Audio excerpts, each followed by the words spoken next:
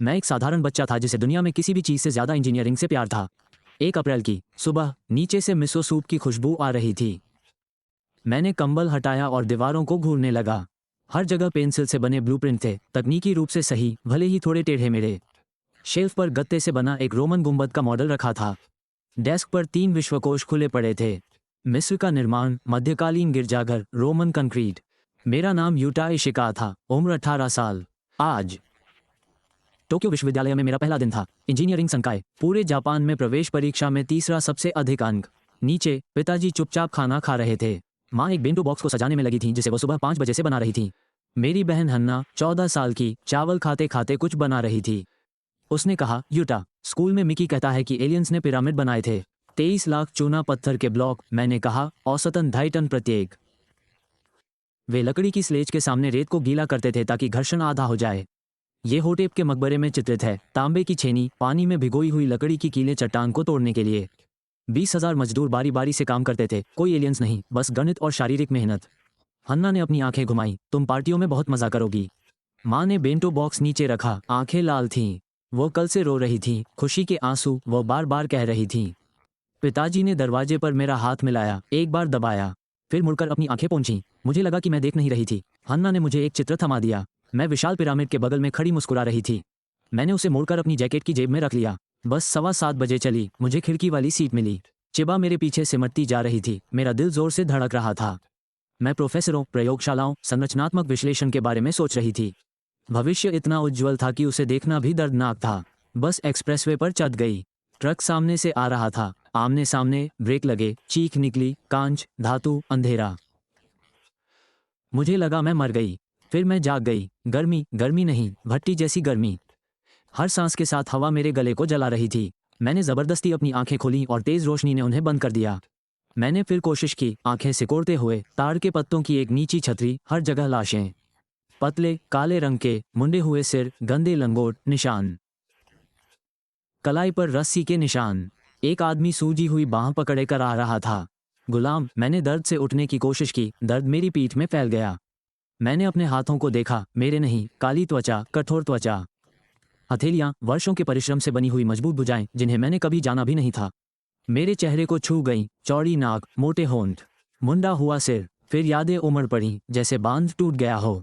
मेरा नया नाम निफा था। 17 साल की, नुबियाई, 3 साल पहले एक सैन्य छापे में पकड़ी गई। परिवार मारा गया। 3 साल तक एक खदान में चूना पत्थर धोया। असली निफा की 1 हफ्ते पहले लू लगने से मौत हो गई। वह गिर पड़ा और फिर कभी नहीं उठा। उसे इस छतरी के नीचे घसीट कर लाया गया। 3 दिन, या तो ठीक हो जाओ या रेत में फेंक दिए जाओ। वह ठीक नहीं हुआ। मैं ठीक हो गई। मेरे बगल में एक आदमी, 30 साल का, गालों पर निशान, कुछ बोला। तब मुझे समझ नहीं आया। जैसे चाबी घूम गई हो। मैं सब कुछ समझ गई। मिस्र की भाषा, विश्वकोशों के चित्रलिपि नहीं, जीवंत भाषा, जापानी की तरह स्वाभाविक। निफा, तुम जिंदा हो, पानी चाहिए? मैंने छतरी के पार देखा। चारों ओर रेगिस्तान, दूर बाईं ओर नील नदी। मैंने इसे हजारों नक्शों से पहचाना था। दाईं ओर एक खदान, विशाल, चूना पत्थर की पहाड़ी को चीरते हुए। चट्टानों के बीच सैकड़ों लोग, लगातार हथौड़े की आवाज, पत्थर पर पत्थर। नेफा की यादों से मिली बातचीत के अनुसार फराओ जोसा का शासनकाल था। इमोतेप नाम का एक वास्तुकार कुछ बड़ा पत्थर से बना कुछ बनाने की योजना बना रहा था। ईसा से 2700 साल पहले। तीसरी राजवंश। सीढ़ीदार पिरामिड, इतिहास का पहला पत्थर का पिरामिड, अभी तक नहीं बना था। और यही बात मुझे अचंभित कर गई। सब कुछ विश्वकोश में वर्णित चीज़ों से कहीं अधिक आदिम था। उन्होंने प्राचीन मिस्र को परिष्कृत इंजीनियरिंग के रूप में चित्रित किया था। मैंने जो देखा वो लगभग न के बराबर था। तांबे की छेनी जो मिनटों में कुंद हो जाती थी। पत्थर के हथौड़े, दर्जनों आदमियों द्वारा सूखी रेत पर घसीटे जा रहे पत्थर के बड़े बड़े टुकड़े। न रोलर, न लीवर, न रैंप, केवल कच्चा श्रम। हर महीने दर्जनों लोग मर रहे थे। सामान, शरीर, थका हुआ, प्यासा। 3 साल की गुलामी से टूटा हुआ। भोजन, दिन में 2 बार जौ का दलिया। पानी, गंदा, 10 आदमियों के लिए एक घड़ा। स्थिति शून्य, औजार शून्य, सहयोगी शून्य, एकमात्र। संपत्ति मेरा दिमाग, 4700 वर्षों का इंजीनियरिंग ज्ञान जो अभी तक आविष्कार नहीं हुआ था। घर्षण को आधा करने के लिए गीली रेत, इष्टतम रोलर व्यास। रैंप कोन, लीवर सिस्टम, काउंटर वेट, संरेखण के लिए जल स्तर। तांबे को सख्त करना, ग्रेनाइट के लिए डॉलर के औजार। श्रम विशेषज्ञता, आपूर्ति व्यवस्था, ये सब पहले से ही परखे जा चुके थे, ऐसे प्रयोगों द्वारा जो अभी तक हुए ही नहीं थे, लेकिन गुलाम रहते हुए इनमें से किसी का कोई महत्व नहीं था।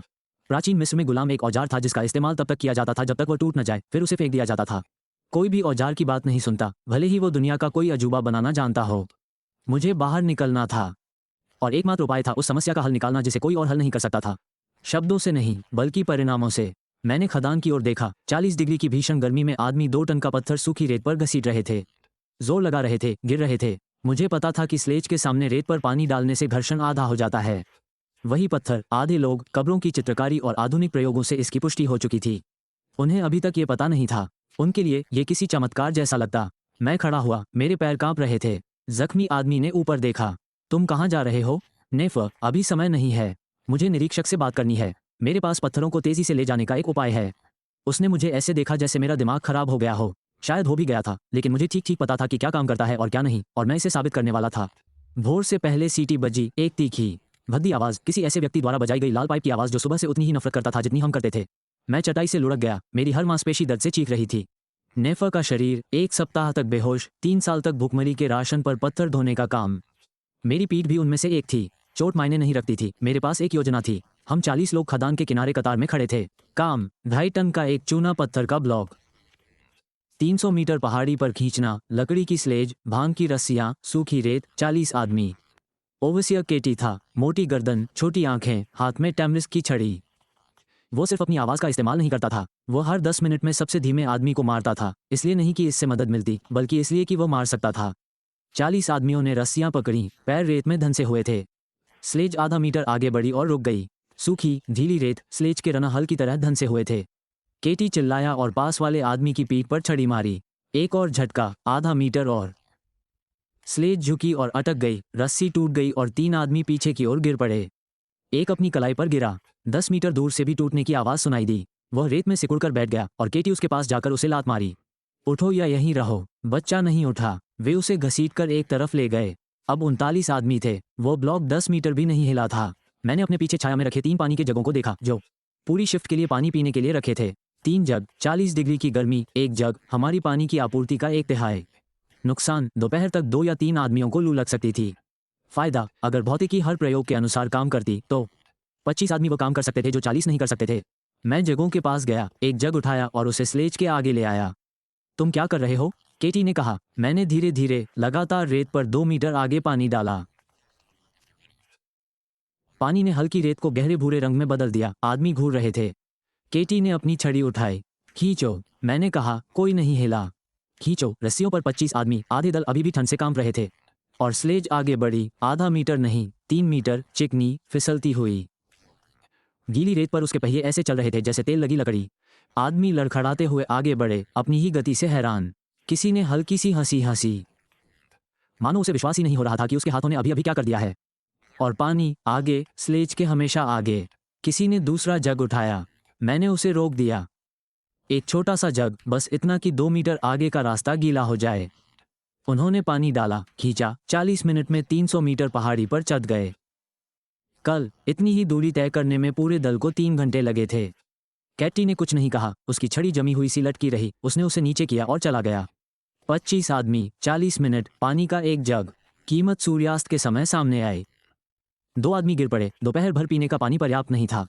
मैंने एक को अपना हिस्सा दिया और पूरी रात सिरदर्द के साथ बिताई जैसे मेरे कनपटी पर कोई छेनी चुभ रही हो। तरकीब काम कर गई, लेकिन रेगिस्तान में पानी कभी मुफ्त नहीं मिलता। एक चमत्कार ध्यान खींचता है।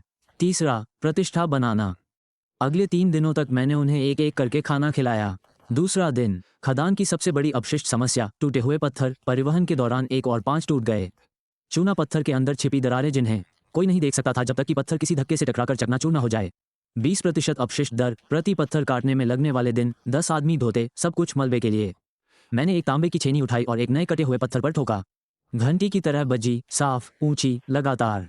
ठोस पत्थर, कोई खाली जगह नहीं।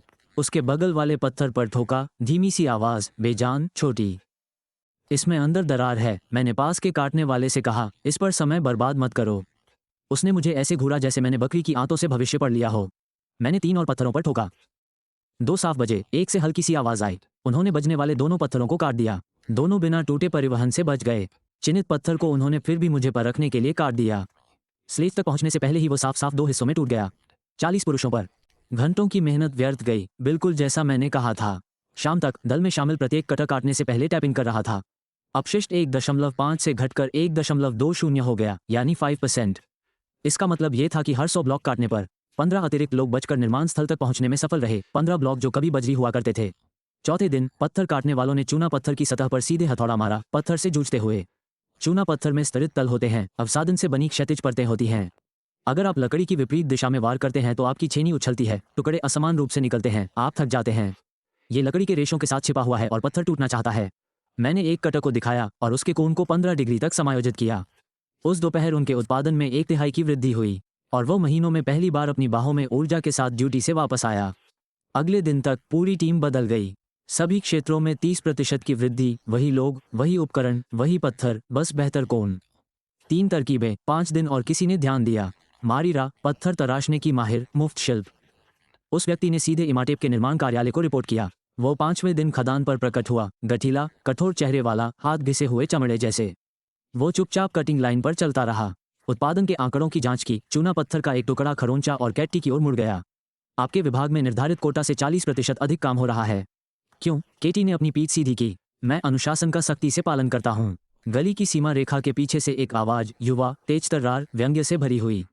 ये नेफर है, इसने हमें पानी वाला करतब दिखाया। टैपिंग टेस्ट और कटिंग एंगल। कैट्टी ने उसे पानी में मारा। काय, 20 साल का, मिसवासी, नूबियाई नहीं, कर्ज का गुलाम। उसे इसलिए बेच दिया गया क्योंकि उसके पिता पर एक अनाज व्यापारी का इतना कर्ज था कि वे उसे चुका नहीं सकते थे। व्यापारी पर क्रोधित, अपने पिता पर क्रोधित, मिस्र पर क्रोधित। लेकिन वह सब कुछ देखता था और वह पहले दिन से ही मेरी तकनीकों की नकल कर रहा था। चुपचाप, बिना पूछे। केटी घूमी और उसने अपनी छड़ी से काई के कंधों पर जोरदार प्रहार किया। काई जरा भी नहीं हिचका, पलके भी नहीं झपकाई, बस केटी को अपनी सपाट, गहरी आंखों से घूरता रहा, मानो कह रहा हो, मैं इसे याद रखूंगी। मारीरा ने मेरी तरफ देखा, केटी की तरफ देखा और फिर हिसाब किताब की तरफ देखा। वो नुबियाई मेरे साथ चलेगा, उसने कहा। मुझे अपने दल में उसकी जरूरत है। केटी ने अपना मुंह खोला। मारीरा पद में उससे 3 पायदान ऊपर थी। वो एक स्वतंत्र शिल्पकार थी, जबकि मारीरा एक गुलाम निरीक्षक थी। केटी ने अपना मुंह बंद कर लिया। मैंने अपने औजार उठाए और मारीरा की ओर चल पड़ा। जब मैं काई के पास से गुजरा तो वह बिना बुलाए मेरे बगल में चलने लगा। तुम क्या कर रहे हो? मैंने कहा। मैं तुम्हारे साथ आ रहा हूँ, तुम मुझे तरकीबें दिखाओ, मैं तुम्हारी रक्षा करूंगा, यही सौदा है। मैंने कोई सौदा पेश नहीं किया, आपको इसकी जरूरत भी नहीं थी। तुम एक नुबियाई गुलाम हो जिसे ऐसी बातें पता है जो उसे नहीं पता होनी चाहिए। केटी तुम्हारे लिए आएगा, तुम्हें किसी ऐसे व्यक्ति की जरूरत है जो उसे आते हुए देख सके। मैंने काई की तरफ देखा। गुस्से में, व्यवहारिक, दोस्त नहीं, एक ऐसा सौदा जो गुस्से से भरा हुआ है। ठीक है, मैंने कहा। मारीरा की टीम ने महत्वपूर्ण संरचनाओं के लिए सटीक कटाई और ब्लॉकों पर काम किया। सटीक माप, बेहतर उपकरण, बेहतर भोजन। एक ऐसी सोने की जगह जहां छतरी के नीचे हवा वास्तव में पहुंचती हो। स्वतंत्रता नहीं, बल्कि सबसे निचले स्तर से एक पूरा कदम ऊपर उठना। और प्राचीन मिस्र में एक गुलाम के लिए हर कदम खून की कीमत पर उठाया जाता था। मारीरा के दल ने ईंटों को धोया नहीं, बल्कि उन्हें आकार दिया। सटीक कटाई, भार वहन करने वाली दीवारें, दरवाजों के फ्रेम, संरचनात्मक जोड़। यहाँ के लोग कारीगर थे और वे मुझे ऐसे देख रहे थे जैसे मैं किसी गलत जगह से निकल कर आया हूँ। पहले हफ्ते मैं चुपचाप देखता रहा, पदानुक्रम और लय को समझा। मोरेरा ने खामोशी से ही दल का नेतृत्व किया। वह चिल्लाता नहीं था, मारता नहीं था, वह बस आपसे बात करना बंद कर देता था। अगर मोरेरा ने आपसे बात करना बंद कर दिया तो आपका काम खत्म। फिर उसने मुझे परीक्षा दी। ग्रेनाइट, उसने सूखे खून के रंग के एक खुरदुरे पत्थर की ओर इशारा करते हुए कहा। आंतरिक कक्ष का चौखट, सभी 6 सतहों पर समतल, 3 दिन। ग्रेनाइट, ये शब्द हर पत्थर तराशने वाले के लिए अभिशाप की तरह होता था। ये चूना पत्थर से 3 गुना ज्यादा कठोर होता था। तांबे की छेनी उस पर से ऐसे उछल रही थी जैसे दीवार से चढ़े। मानक विधि, घंटों तक पत्थर के हथौड़ों से पीटना। नाखूनों के आकार के छोटे छोटे टुकड़े टूटकर गिर रहे हैं। एक ब्लॉक के एक हिस्से को बनाने में 2 आदमियों को पूरा 1 हफ्ता लग सकता है। मेरे पास 3 दिन थे और मेरे दिमाग में एक ऐसा विचार आया जिसकी वजह से मुझे 3 रातों की नींद गंवानी पड़ी। उस शाम जब क्रू के लोग सो गए तो मैंने काई को कोहनी मारी, मेरे साथ आओ। कहाँ? नदी के लिए पत्थर चाहिए। नींद चाहिए तो डोलोराइट चाहिए। नील नदी शिविर से 20 मिनट की दूरी पर थी। बाढ़ के मैदान में ऊंचे इलाकों के पत्थर, बेसल्ट, क्वार्टसाइट बिखरे पड़े थे। और अगर आपको पता होता कि क्या ढूंढना है तो वो डोलोराइट होता। गहरा, घना, हरापन लिए हुए, काला, ग्रेनाइट से भी अधिक कठोर। पुरातत्वविदों को असवान में हजारों डोलोराइट पत्थर की बनी हथौड़ी जैसी गेंदें मिलेंगी। इस क्षेत्र में अभी तक किसी ने भी इनका इस्तेमाल नहीं किया है। 3 रातें चांदनी रात में खोजबीन करते हुए, 2 हाथों में समा सकने वाले पत्थरों को धोते हुए। मैंने काई को सिखाया कि उसे क्या देखना चाहिए, वजन, रंग और चोट लगने पर निकलने वाली ध्वनि। हमने उन्हें लगभग 15 सेंटीमीटर व्यास वाले नवजात शिशु के समान भारी गोल आकार दिया। तीसरे दिन मैं ग्रेनाइट के ब्लॉक पर डोलाराइट की 6 गेंदें लेकर आया। मोर्रा के पूरे दल ने देखा। मैंने एक को उठाया और उसे सिर के ऊपर ले गया। और उसे ग्रेनाइट की सतह पर गिरा दिया। एक टुकड़ा, एक असली टुकड़ा, नाखून का टुकड़ा नहीं। अंगूठे के आकार का एक टुकड़ा साफ उड़ गया। फिर से मारा गया। फिर से 15 मिनट तक लगातार मार पड़ती रही। और मैंने तांबे की छेनी से काम करने वाली टीम की तुलना में आधे दिन में कहीं अधिक सतह को तराश दिया, 4 गुना तेज। और उस औजार ने ग्रेनाइट पर खरोंच नहीं डाली, बल्कि दोनों सतहों को चिकना कर दिया। मारिरा ने एक गेंद उठाई और उसे अपने हाथों में घुमाया। वजन महसूस किया, उसे नीचे रख दिया, मेरी तरफ देखा और पूछा, तुमने ये कहाँ से सीखा? मैंने कहा, क्वार दक्षिण में है। यह एक आम झूठ है, नेफनुबियन था, ये तर्कसंगत था। मारिरा को मेरी बात पर यकीन नहीं हुआ, यह मैं उसकी आंखों में देख सकता था। लेकिन ग्रेनाइट सपाट था, गणित सही था, और वो परिणामों पर बहस करने वाले व्यक्ति नहीं थे। मेरे लिए 20 और बना दो, उसने कहा। उसी हफ्ते मैं बेनू गया था। शिविर का लोहार 60 वर्ष का था, दुबला पतला, गंजा, और उसकी दोनों भुजाओं पर जलने के निशान थे। उसने साइड पर मौजूद हर तांबे की छेनी को तेज किया और वो अपने काम पर उसी तरह गर्व करता था जैसे शेर अपने दांतों पर गर्व करता है। मैंने उनसे उनकी भट्टी इस्तेमाल करने की अनुमति मांगी। उन्होंने कहा नहीं। मैंने उनके हाथ की धार तेज करने की पेशकश की थी। अगर वो मुझे एक चीज़ आजमाने की इजाजत दे तो मैं रातों रात 40 छेनी के काम का बैकलॉग खत्म कर दूंगा। मानक तांबे की छेनी को ढाला जाता था, ठंडा किया जाता था, तेज किया जाता था और काम पूरा हो जाता था। वे मिनटों में सोना बन जाते हैं, लेकिन तांबा कार्य कठोरता के प्रति प्रतिक्रिया करता है। इसे गर्म करें, ठंडा होने तक हथौड़े से पीटें, दोहराएं, क्रिस्टल संरचना मजबूत होती जाती है। किनारे में 3 चक्र होते हैं, ताप, शीत, हथौड़ा, ताप, शीत, हथौड़ा। गर्मी, ठंड, हथौड़ा, सपाट पत्थर से धार तेज करना। इसे आजमाएं। बेनू ने चूना पत्थर को काटा। 5 मिनट, 10, 20 मिनट, फिर भी तेज है। आमतौर पर 5 बजे के बाद सुस्त पड़ जाने वाला वो व्यक्ति छेनी की ओर देखने लगा, फिर मेरी ओर देखने लगा। आश्चर्य, बाढ़ और इससे भी बदतर कुछ। यह एहसास कि एक 17 वर्षीय गुलाम ने अभी अभी अपनी 40 साल पुरानी तकनीक में सुधार किया है। उसने मुझे धन्यवाद नहीं दिया। छेनी उठाई, पीठ फेर ली और दूसरी छेनी को गर्म करने लगा। सप्ताह के अंत तक बेनू की भट्टी से हर छेनी तैयार हो जाएगी। ये 3 गुना अधिक समय तक चला। फिर टिया आ गई। पहले तो मुझे उसका पद पता ही नहीं था। मैंने अभी अभी एक महिला को देखा जिसके कान के पीछे लाल कलम थी और बगल में कागज का स्क्रॉल था। वो कोरी को ऐसे घुमा रही थी जैसे वो उसी की हो। 30 साल की, मिस्र की, स्वतंत्र, शार्क। आंखें जो अबेकस की तरह चलती थीं, गिनती करती, हिसाब लगाती और दर्ज करती थीं। वो इम्होतेप के निर्माण कार्यालय से जुड़ी एक लेखाकार थी। उसका काम संख्याओं, प्रति अनुभाग उत्पादन, संसाधन खपत आदि से संबंधित था। श्रम दक्षता और मारिरा अनुभाग एक अपवाद बन गए थे। मेरे सामने खड़े होकर जब मैं ग्रेनाइट पीट रहा था, उसने कहा, कोटे से 40% अधिक। मैंने समझाया, 3 सप्ताह से हर दूसरा खंड स्थिर है या उसमें गिरावट आ रही है। समझाओ। गीली रेत, ध्वनि परीक्षण, काटने के कोण, डोलोराइट गेंदें, तांबे के सख्त होने की प्रक्रिया, उसने सब कुछ लिख लिया। सटीक प्रश्न पूछना, प्रति ब्लॉक कितना पानी, पहले और बाद में अस्वीकृति दर क्या है, प्रत्येक दल में कितने डोलोराइट बॉल की आवश्यकता होती है, बिना किसी भावना के, केवल शुद्ध डेटा। एक नुबियाई कोरी गुलाम ने भौतिक विज्ञान कहाँ से सीखा? उसने पूछा। मैंने ध्यान से देखा। कोई इतना ध्यान से नहीं देखता। वह चली गई, लेकिन वह अपने साथ नंबर ले गई। 2 दिन बाद केटी ने अपना कदम उठाया। मुझे इसकी उम्मीद नहीं थी। काय को थी? वह सूर्यास्त के बाद मेरी नींद में अचानक प्रकट हुआ। उसकी सांसें तेज चल रही थीं। कैटी पुजारी के पास गई। उसका नाम उनकाफू था। उसने पुजारी से कहा कि तुम पर शैतान का साया है। अनकाफू, दर्शनीय स्थलों के प्रमुख पुजारी, रूढ़िवादी, बदलाव के प्रति संशयी, आध्यात्मिक अपवित्रता से भयभीत। यदि उसने मुझे अशुद्ध घोषित किया तो इसका मतलब सार्वजनिक शुद्धिकरण अनुष्ठान था। और यदि अनुष्ठान विफल हो गया, यानी यदि अनकाफू ने यह निष्कर्ष निकाला कि राक्षस नहीं गया था, इसका मतलब था मृत्युदंड। मेरे पास शायद 12 घंटे थे। मैंने भोर होने से पहले टिया को मुंशी के कमरे में पाया। वो पहले से ही जाग चुकी थी और दीपक की रोशनी में लिख रही थी। मैंने कहा, पुजारी मुझे अशुद्ध घोषित करने वाला है। अनुष्ठान से पहले उत्पादन के आंकड़े उन तक पहुंचने चाहिए। उसने ऊपर देखा। मैं तुम्हारी मदद क्यों करूंगी? क्योंकि यदि अनकाफू मुझे प्रेतग्रस्त घोषित करता है तो वह स्पर्श की गई हर चीज को अशुद्ध घोषित कर देता है। हर ब्लॉक के साथ मेरी तकनीक बेहतर होती गई। हर छेनी के साथ बेन्नू की तरह सख्त होती गई। कई हफ्तों का काम बर्बाद हो गया। उनकाफू को हिमहोतेप को यह समझाना होगा कि ऐसा क्यों हुआ। मृत दानव के कारण खदान की कार्यक्षमता में 40% की कमी आ गई है। टिया ने कुछ देर तक मेरी तरफ देखा, फिर उसने अपना स्क्रॉल लपेटा और बाहर चली गई। यह अनुष्ठान दोपहर में हुआ। पूरी कोरी ने इसे देखा। अनकाफू ने मुझे रेत में घुटने टेकने को मजबूर किया, पवित्र सामग्री डाली। मैंने अपने सिर पर पानी डाला, मंत्रोच्चार किया, अगरबत्ती लहराई। मैं वहां पिघल जाता हूँ, टपकता हुआ, अपमानित महसूस करता हूँ। 1000 लोगों से घिरे हुए, जिन्होंने एक नुबियाई गुलाम को एक पुजारी के सामने गिड़गिड़ाते हुए देखा। यह 1 घंटे तक चला। अनकाफू ने मुझे निर्दोष घोषित कर दिया। उसके चेहरे से लग रहा था कि वह कुछ और कहना चाहता है, लेकिन टिया के नंबर उस सुबह उस तक पहुंच गए थे। और उत्पादन में 40% की वृद्धि के स्रोत को अशुद्ध घोषित करना। फिरौन की निर्माण परियोजना एक पुजारी के लिए भी करियर खत्म करने वाला कदम साबित हुई। मैं खड़ा हो गया। मेरी गीली त्वचा पर रेत चिपकी हुई थी। भीड़ तितर बितर हो गई।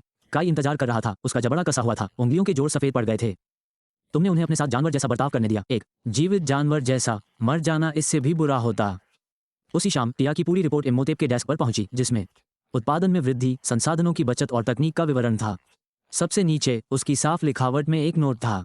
अगली सुबह मोर्रा मेरे पास ये संदेश लेकर आया, इम्होटेप कल तुमसे मिलना चाहते हैं। मुझे शर्मिंदा मत करना, एक गुलाम जिसने एक खदान का उत्पादन दोगुना कर दिया था। मिस्र के सबसे प्रतिभाशाली व्यक्ति से मिलने के लिए इतना ही काफी था। अब मुझे बस वहां से बचकर निकलना था।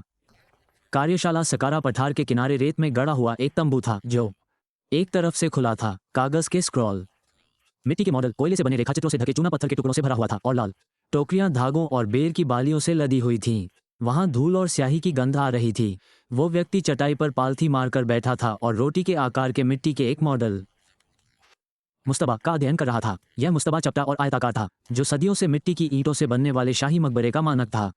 ये पत्थर से बनाया गया था, अब तक बनाए गए किसी भी मुस्तबा से बड़ा, लेकिन फिर भी चपटा, एक डिब्बे जैसा। मारीरा मुझे प्रवेश द्वार तक लाई और पीछे हट गई। उसके चेहरे ने सब कुछ कह दिया। इम्होटेप ने ऊपर नहीं देखा। मारीरा कहती है तुम पत्थर जानते हो, टिया कहती है तुम गणित जानते हो। उसने मिट्टी के मॉडल को अपने हाथों में घुमाया और कहा, मुझे दिखाओ। वह मेरी अपेक्षा से कम उम्र का था, शायद 40 वर्ष का। दुबला पतला, तीक्ष्ण चेहरे वाला, एक सर्जन की तरह स्थिर हाथों वाला, और ऐसी आंखों वाला जैसे महीनों से ठीक से सोया ना हो। फराओ जोसा का वजीर, महायाजक, चिकित्सक, वास्तुकार, सबसे प्रतिभाशाली व्यक्ति इतिहास के इस मोड़ पर पूरे विश्व का। मेरे समय में उन्होंने उसे देवता बना दिया था, उसे चिकित्सा और वास्तुकला का देवता बना दिया था। अभी वो एक थका हुआ व्यक्ति था जिसके पास एक मिट्टी का डिब्बा था और एक ऐसी समस्या थी जिसका वह समाधान नहीं कर सकता था। मैंने कहा, वह जगह, क्या मैं उसे देख सकता हूँ? उसने भौहें चढ़ा लीं। एक गुलाम का निर्माण स्थल देखने का अनुरोध करना वैसा ही था जैसे किसी हथौड़े का घर का मुआयना करने का अनुरोध करना। लेकिन वो खड़ा रहा और मुझे बाहर ले गया। हमारे सामने साकारा पठार फैला हुआ था, सपाट, सूखा, रेत की पतली परत के नीचे चूना पत्थर की चट्टान। पूर्व में नील घाटी हरी भरी और जीवंत फैली हुई थी। पश्चिम में दुनिया के छोर तक केवल रेगिस्तान ही रेगिस्तान था। मजदूर चींटियों की तरह पठार पर इधर उधर घूम रहे थे, नाप के खंभे गाड़ रहे थे, रेत हटा रहे थे और नींव के पहले ब्लॉकों को उनकी जगह पर रख रहे थे। फिरौन एक ऐसा स्मारक चाहता है जिसे देवता देख सकें। मैंने अब तक का सबसे बड़ा पत्थर का मस्तबा डिजाइन किया है। हर तरफ 63 मीटर, 8 मीटर ऊंचा। मलबे के कोर के ऊपर चूना पत्थर की परत है। मैंने जमीन में गड़े खंभों को देखा, रेत को देखा, अपने पैरों के नीचे जमीन को महसूस किया। ढीली, दानेदार, वैसी ठोस चट्टान नहीं जैसी मैंने उम्मीद की थी। मैंने कहा, यहाँ की जमीन नरम है। इम्होटेप मेरी तरफ तेजी से मुड़ा। क्या रेत की परत, ये जितनी दिखती है उससे कहीं ज्यादा गहरी है? शायद ठोस चट्टान से पहले 2 मीटर। तुम इसके ऊपर निर्माण करने की योजना बना रहे हो? इस आकार के पत्थर के मस्तबा का वजन लगभग 40,000 टन फिन संरचना पर रेत को असमान रूप से दबाएगा। दक्षिण पूर्वी कोना उत्तर पश्चिमी कोने की तुलना में तेजी से धंसेगा क्योंकि आधारशिला ढलान वाली है। 1 साल के भीतर परत में दरारें आ जाएंगी, 5 साल के भीतर ढांचा ध्वस्त हो जाएगा। सन्नाटा छा गया। रेगिस्तानी हवा पठार पर रेत उड़ा रही थी। इम्होटेप मुझे घूर रहा था, गुस्से में नहीं बल्कि हिसाब लगा रहा था। उसकी आंखें वैसे ही घूम रही थीं जैसे टियास घूमती थीं जब वह हिसाब लगा रहा था। उसने इस समस्या को महसूस किया था। मैं उसके चेहरे पर देख सकता था, वह शंका जिसने उसे जगाए रखा था, वो अंतर्ज्ञान जिसे वो माप नहीं पा रहा था। मैंने बस इसे शब्दों में पिरोया, और तुम्हारा समाधान। उसकी आवाज सतर्क थी, जांचते हुए, चट्टान तक खोदो, पूरी नींव की परिधि में 2 मीटर गहरी खाई खोदो, संरचना के पूरे क्षेत्रफल में। चूना पत्थर के मलबे से भर दो, परतों में दबाकर। मलबा चट्टान की सतह पर भार को समान रूप से वितरित करता है। वजन एक बिंदु पर नहीं पड़ता, ये फैलता है। मैं झुक गया और अपनी उंगली से रेत पर रेखा खींची। एक पैर से रेत पर खड़े हो जाओ तो डूब जाओगे, सीधे लेट जाओ तो नहीं। समान वजन, बड़ा क्षेत्रफल। खाई की नींव वो इमारत है जो सपाट पड़ी है। इम्होटेप मेरे बगल में झुक गया और रेखाचित्र का अध्ययन करने लगा। उसकी उंगलियां रेखाओं पर फिर रही थीं। मैं लगभग उसके दिमाग के पुर्जों को घूमते हुए सुन सकता था। ये संरचनाओं में एक महान विचारक था, भी बल और भार को सहज रूप से समझता था, मेरे युग में विकसित गणित के बिना। यह नींव है, उसने कहा। संरचना के बारे में क्या? यही वो क्षण था, खाई का किनारा। मैं खेल सकता था, इसे सुरक्षित रखें, उसके मस्ताबा डिजाइन में सुधार सुझाएं, एक उपयोगी सलाहकार के रूप में अपनी आजीविका कमाएं, 1 और महीना गुजारें। या मैं वास्तुकला का इतिहास बदल सकता था, जिसे तकनीकी रूप से मैं बदल नहीं रहा था बल्कि उसे पुनर्स्थापित कर रहा था। यह इमारत अस्तित्व में आनी चाहिए थी। मैंने 4700 साल बाद इसकी तस्वीरें देखी थीं। मस्ताबा एक बॉक्स है, मैंने कहा, 1 मंजिला। एक बॉक्स की ऊंचाई की एक सीमा होती है जिसके बाद दीवारें छत का भार नहीं सह पाती।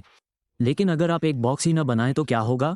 मैंने रेत में एक आयत खींचा, फिर उसके ऊपर एक छोटा फिर उसके ऊपर एक और छोटा, 4, 5, 6, हर एक नीचे वाले से पीछे हटता हुआ। जैसे आसमान की ओर जाती सीढ़ी, हर स्तर नीचे वाले से छोटा है। ऊपरी स्तरों का भार सीधे निचले स्तरों के केंद्र से नीचे की ओर धकेलता है, दीवारों के विरुद्ध बाहर की ओर नहीं, बल्कि भीतरी कोर में। संरचना स्वयं को सहारा देती है। आप गुरुत्वाकर्षण से लड़ नहीं रहे हैं, आप उसका उपयोग कर रहे हैं। इमोटेप ने चित्र को देखा। 6 स्तर, मैंने कहा। आधार 125 मीटर लंबा और 109 मीटर चौड़ा, कुल ऊंचाई 62 मीटर।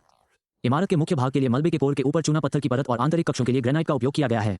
कुल पत्थर की मात्रा लगभग 330,000 घन मीटर है। ये संख्या मेरे मुंह से पानी की तरह निकली। मैंने इन्हें वर्षों पहले चिबा में अपने बेडरूम में बैठकर पीले पन्नों वाले एक विश्वकोश में इसी इमारत के बारे में पढ़ते हुए याद किया था। इमोटेप हिला नहीं। हवा ने मेरे आधे चित्र को रेत से ढक दिया था। उसने उसे हटाया नहीं। वो बचे हुए हिस्से को घूर रहा था, सीढ़ीनुमा आकृति को, आकाश की ओर जाने वाली सीढ़ी को। तुम ऐसी चीज का वर्णन कर रहे हो जो कभी अस्तित्व में ही नहीं थी। उसने कहा, हाँ, ऐसी चीज जिसे किसी ने कभी नहीं बनाया। हाँ, और तुम नुबियाई खदान के गुलाम। क्या तुम इसे अपने दिमाग में देखते हो? मैं इसे पूरा हुआ देखता हूँ, मैंने कहा। मैं इसे खड़ा देखता हूँ। एक और सन्नाटा, इस बार ज्यादा देर तक। इमोटेप धीरे से खड़ा हुआ, अपने घुटनों से रेत झाड़ी और पठार को, नाव के खंभों को, कामगारों को, दूर चमकती नील नदी को देखा। मुझे दिखाना होगा, उसने कहा। तुम्हें फराओ के पास ले चलो। मेरा दिल जोर से धड़क उठा, ठीक वैसे ही जैसे एक युग पहले टोक्यो जाने वाली बस में धड़का था।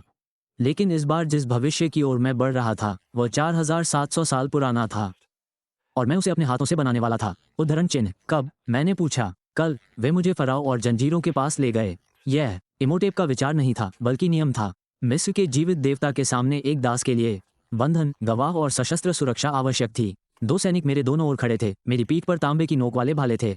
मेरी कलाइयां भांग की रस्सी से बंधी थीं। सूरज अभी मुश्किल से निकला था और रेत इतनी गर्म थी कि नंगे पैर जल सकते थे। मिलने की जगह पूर्वी किनारे पर एक खुला चबूतरा था। सकारा पठार, एक सपाट चूना पत्थर का टीला जहां जोश निर्माण की प्रगति की समीक्षा करता था। कोई सिंहासन कक्ष नहीं, कोई खंभे नहीं, बस 4 खंभों के बीच फैला हुआ रंगे हुए लिनेन का चंदवा, एक नक्काशीदार लकड़ी की कुर्सी और नील घाटी का क्षितिज तक फैला हुआ दृश्य। डॉचर कुर्सी पर बैठा था। वो मुझसे उम्र में बड़ा था। तस्वीर में दिख रहे व्यक्ति की उम्र 50 के आसपास है, दुबले पतले, सिर मुंडा हुआ, और उनके चेहरे पर एक ऐसे व्यक्ति का कठोर धैर्य झलक रहा है जो अपने अधिकांश शत्रुओं से अधिक समय तक जीवित रहा हो। उन्होंने एक साधारण सफेद स्कर्ट और सोने नीले रंग के फेस का चौड़ा कॉलर पहना हुआ था। उनके सिर पर कोई मुकुट नहीं था। यह कोई समारोह नहीं था, यह एक व्यवसाय था। उनके पीछे उनका दल था, सफेद लिनेन के वस्त्र पहने पुजारी, सांवली त्वचा और घावों से भरे हाथों वाले सैन्य कमांडर, पांडुलिपि के बक्से पकड़े हुए राजकोष के अधिकारी, और अनकाफू, वह प्रत्यक्ष पुजारी जिसने 2 दिन पहले मुझे शुद्धिकरण अनुष्ठान से गुजारा था। मुझे देखते ही उनका चेहरा गुस्से से लाल हो गया। एक गुलाम, अनकाफू ने अपने बगल में खड़े कमांडर से फुफकारा। फिरौन के सामने यह एक घृणित कार्य है। इमोटेप जोसर के दाहिनी ओर खड़ा था। उसने मेरी ओर नहीं देखा, उसकी निगाहें फिरौन पर टिकी थीं। वो स्थिति का जायजा ले रहा था।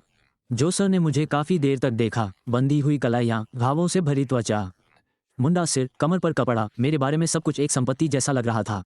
इमोटेप मुझसे कहता है कि तुम चीजें देखते हो, फिरौन, उसने कहा। उसकी आवाज सपाट और भावहीन थी। उसने पहले भी दावे सुने थे। मुझे दिखाओ कि तुम क्या देखते हो। एक सैनिक ने मेरी कलाई की पट्टियां काट दी। मैंने निशानों को रगड़ा, जमीन से एक छड़ी उठाई और चंदवा के सामने खुली रेत पर चल दिया। मंच पर मौजूद हर किसी की निगाहें मुझ पर थीं। अनकाफू के होंठ हिल रहे थे। प्रार्थना या अभिशाप, मैं बता नहीं सकता था। मैंने रेत में एक आयत खींचा, बड़ा, सपाट, सटीक। यह मस्तबा है, मैंने कहा। वर्तमान डिजाइन, 63 मीटर प्रति भुजा, 8 मीटर ऊंचा। मलबे के ऊपर पत्थर का आवरण। यह मिस्र में अब तक की सबसे बड़ी संरचना है। मैं रुका, लोग इसे देखेंगे। फिर मैंने पहले के ऊपर एक दूसरा आयत खींचा, छोटा, चारों तरफ से पीछे हटकर, उसके ऊपर तीसरा, चौथा, 5वां, छठा, हर एक से कुर्ता उठता हुआ, एक सीढ़ी का रूप लेता हुआ जो रेगिस्तान की जमीन से आकाश की ओर चढ़ती थी। देवता इसे देखेंगे। मंच पर सन्नाटा छा गया। हवा ने मेरी रेखा चित्र पर रेत उड़ा दी। 6 स्तर, मैंने कहा। आधार 125 मीटर चौड़ा, 109 ऊंचाई, 62 मीटर, मौजूदा डिजाइन से 8 गुना ज्यादा। कुल आयतन 330,000 घन मीटर पत्थर, लगभग 2300 अलग अलग ब्लॉक। मेरे पीछे किसी लेखक की लाल कलम की आवाज सुनाई दी। कोई इसे लिख रहा था। 10,000 मजदूर, मैंने आगे कहा, मौजूदा तरीकों से।